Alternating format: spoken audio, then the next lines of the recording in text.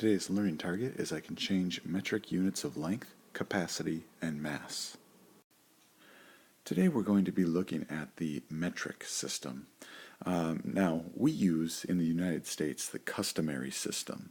So things like pounds and ounces and inches. The rest of the world, or the majority of the rest of the world, uses the metric system. So it's just their way of their labels, the measurements that they use. Now the metric system, once you get used to it, is actually a simpler version than the customary system. Really what you need to know is a couple of things. First off, if we look down here, okay, there's really three main what we call base units in the metric system.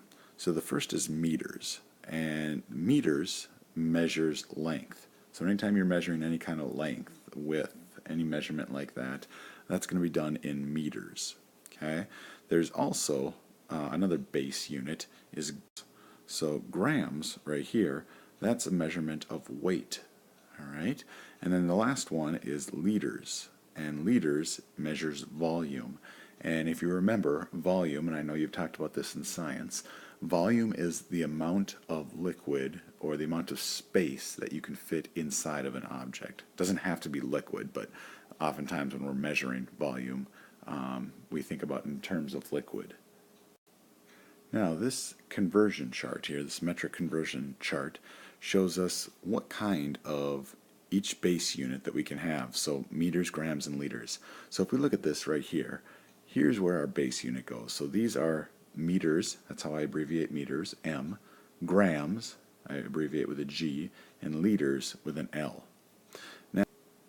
Now I can also have what are called decameters, or decagrams, or decaliters.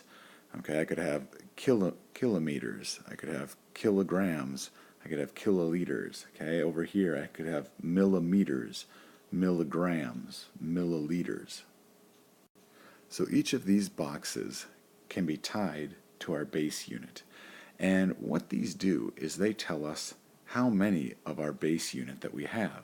So you can see as we move to the left on this chart this way, our units are becoming larger, okay, because this chart, or this box right here, deca, means 10 units. So if I had decameters, that would actually be 10 meters. So 1 decameter would be 10 meters.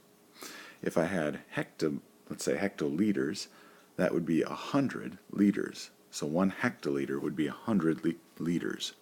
Or if I had kilo, okay, so let's say I had kilometers, okay, that would be 1 kilometer would actually be 1,000 of our base unit, so 1,000 meters.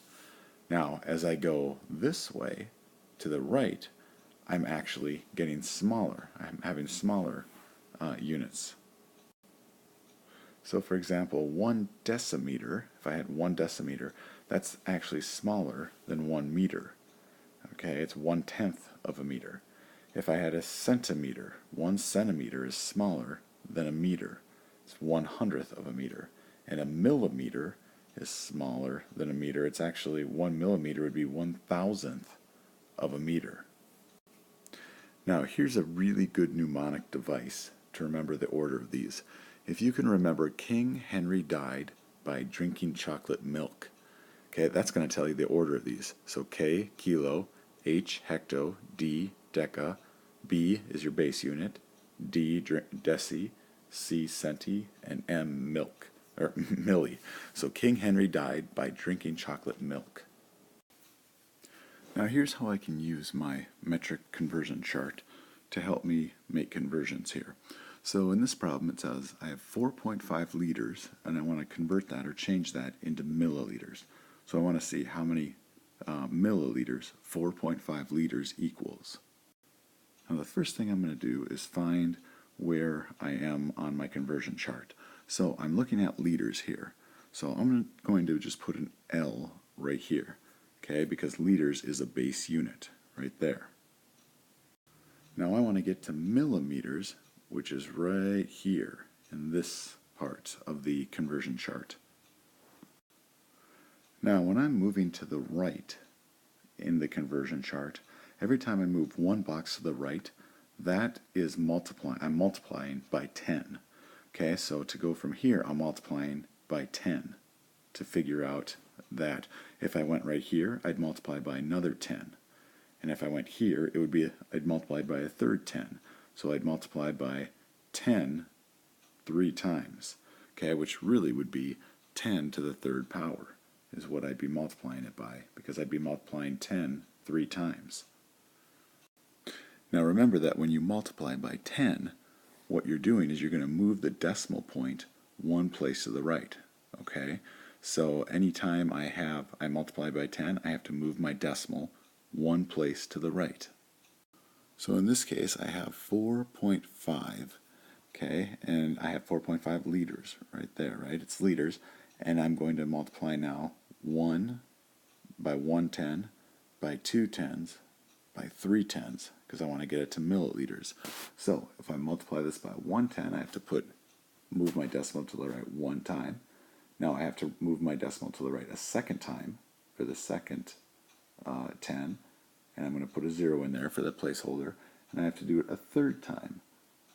Okay, so I have to put another 0 in there. So every time I move the decimal to the right, I have to put a 0 in there if there's not a digit to hold the place. So I would have 4,500 milliliters, and I abbreviate it that way. So 4.5 liters equals 4,500 milliliters. So in this one, I'm going to be doing 3 decigrams to centigrams.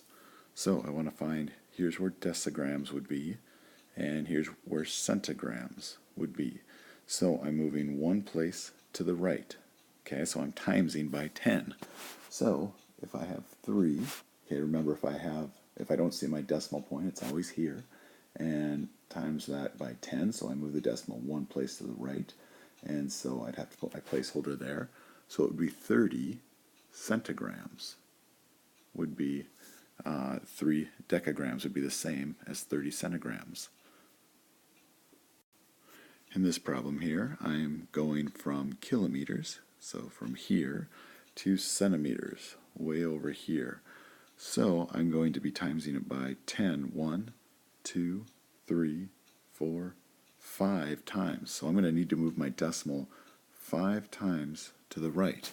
So here is my number, and I have to move it 5 times. So 1, 2, 3, 4, put a 0 in there for a placeholder, 5. Okay, so I would get, now, when I write this, okay, here's what it looks like, except now my decimal's here, so it's not here. So now I just want to get rid of these zeros before that, because zeros before a number don't mean anything, and that would be 3,400, and that would be centimeters. There will be times when we're converting where we'll be going from a smaller unit to a larger unit, so we'll actually be moving to the left on our conversion chart. So when I'm moving to the left, I'm going to be dividing. Okay, so when I move to the right, I multiply. When I move to the left, I divide. So up here, I'm going to be converting 3.5 or 3.5 deciliters, which is right here, so I'll put a little mark there, to decaliters. Okay, so that's going to be to right here. So now I'm going to be dividing by the number of units I move this way. So I'm moving 1, 2, okay, so I'm going to be dividing 10 by each one of these. So I'm going to divide it by 10 once, and I'm going to divide it by 10 twice. So when I multiplied by 10, I moved the decimal one place to the right. So for every 10, I moved it one place to the right. Now when I divide by 10, I'm going to move the decimal one place to the left. So I have 3.5 here, and I'm starting at deciliters, and I'm going to be dividing it by 10 once, twice. So I move it to the left once, twice. So I got to put a 0 in there for my placeholder, and there's my decimal. So I have 0.035, which would be 35 thousandths of a deciliter, DKL. So in this next one, I'm going from centimeters to kilometers. So I'm starting right here, and I'm going to end up here. And let's see, I'm going to be moving now 1, 2, 3, 4, 5. So I'm going to be dividing this by 10 5 times. So to do that, that means I'm going to have to move my decimal 5 times to the left. Okay, so when I have 34, my decimal is right here at the end. Okay, I go 1, 2, 3, 4, 5. Okay, and I put my decimal there. So I would have 0, 0, 0, 3, 4. So this would be tenths, hundredths, thousandths, 10,000. This would be 34 hundred thousandths. And that would be kilometers or kilometers.